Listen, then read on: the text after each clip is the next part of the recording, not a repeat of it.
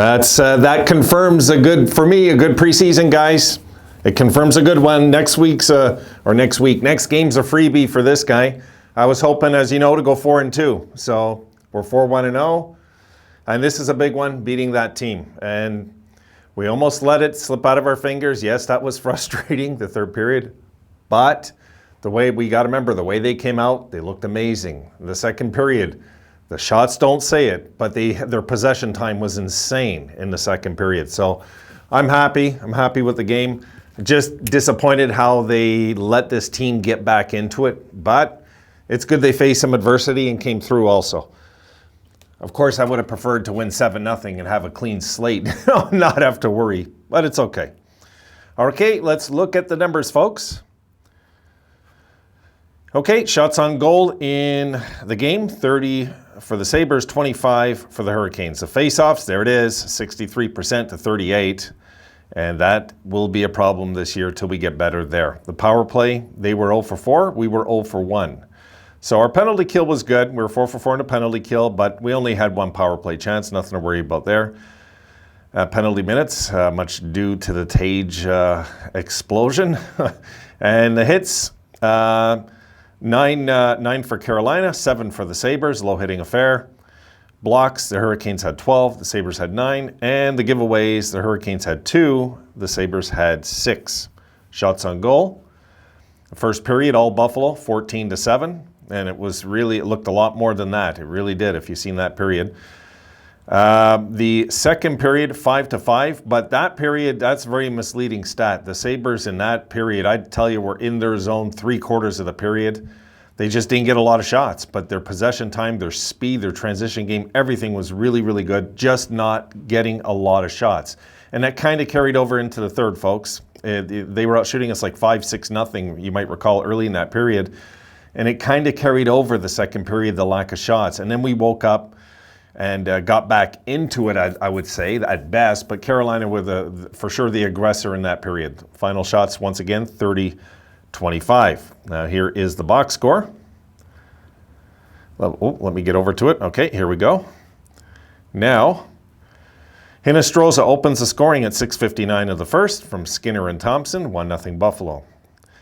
Tage Thompson unassisted at 10:52, 2-0 Buffalo, and then Dylan Cousins unassisted at 18:16 in the first, 3-0 Buffalo. Then here we go into the second, nothing. The Sabres should have, it should have been 4-5-0. I think most of you would agree with me there in that the way that we were carrying the play the first two periods. But then the third period, when a team's not down and out, they have a chance, and that's what they did. Jamison Rees scores unassisted. And Malti Stromwell also scores from Ethan Bear at 2:04. So at 1:45 and 2:04, they scored 2 goals in 19 seconds, and both of them were basically turnovers. Yeah, they were both turnovers. So that was harsh to deal with. But the Sabres settled down and just settled down. I won't say took over the game, but they settled down after that. And Peterka gets the empty net goal from a very unselfish Dylan Cousins at 18:40. And the thing with the first period, guys, for those of you that didn't see the game, they were all like breakaways or what. They were just all in on the goalie, all these goals. It wasn't like, blast from the point or anything. We were right in the goalie's face, like right, like coming right in. Sabres looked great in that first. They looked excellent, I thought, in the second, guys. I know the shots were only 5-5, but I thought they looked excellent in that second period. I was really, really happy with them. Lack of physical play.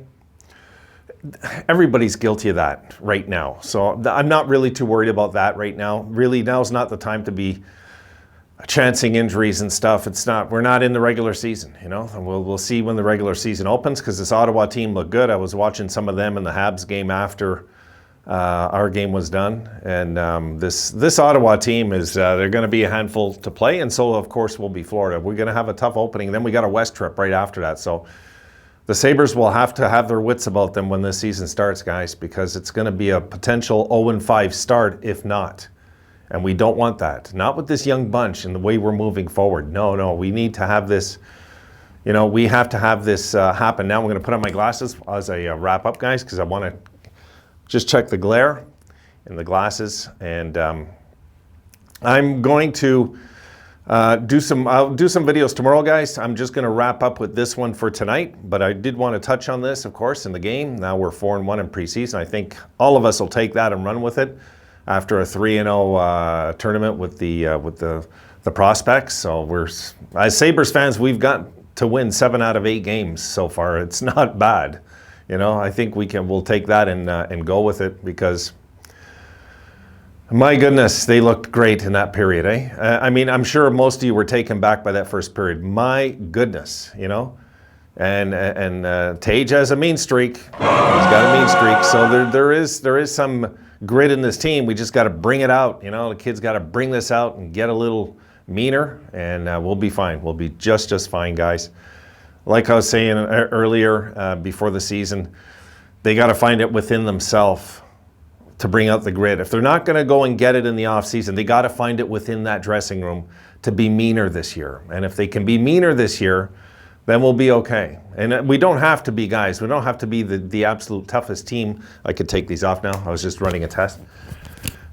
We don't have to be the absolute toughest team in the NHL by any means, no. But we do have to not be one of the wuss teams. And as long as we're not like dead last in hitting this year and things like that, I'll be okay. You know, I just want to see the team be right in the middle of the pack when it comes to grit and aggression. I'll be good with that, because we got a young team with a lot of talent here, and we want to be able to utilize that properly. We do want to not, like, you know, tell these guys, okay, you got to hit when you're in the corners. I mean, this isn't a defensive system now. You know, this is go, go, go. It's all about offensive swing and move, move, move, you know.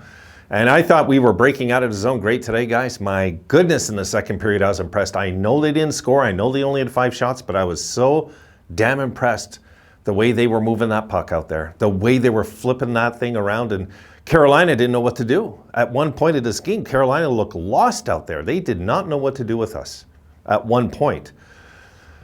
But when you have a period like that and you only come out of it with 5 shots, that tells you it's youth. You're learning. You're making maybe sometimes one pass too many. You're making a chip when you shouldn't, and things like that, you know. And then in the like the Peterka giveaway when they made it 3-2, that's just a youth mistake. You know what I mean? And it's good he's doing it in preseason, because in the regular season, he'll remember he did that. You know, like. This is a league now where these guys trick you, these professionals. They trick you. They make you think they're going that way, and right away they put their stick behind, and you're not expecting it. So there's things that happen out there at this level that no matter how talented some of these kids are, you know, I mean, they're learning at the same time, right? Every game, everything changes, everything shifts from game to game. All of a sudden you run into a team, and you know, they in this third period that they didn't even look like this just an hour ago. What the hell is going on out here? Like, they're all over us right now. It was rough. It was rough to watch, because it brought back those old memories, right? Where, you know, remember last year in those games where we just stood around like pylons looking at other teams, but it really wasn't like it this time. It was just that it was quick strikes and turnovers by us.